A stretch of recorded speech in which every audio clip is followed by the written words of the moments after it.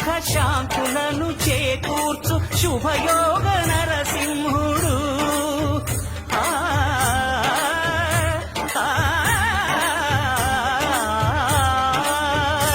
సుఖ శాంతులను చేకూర్చు శుభయోగ నరసింహుడు.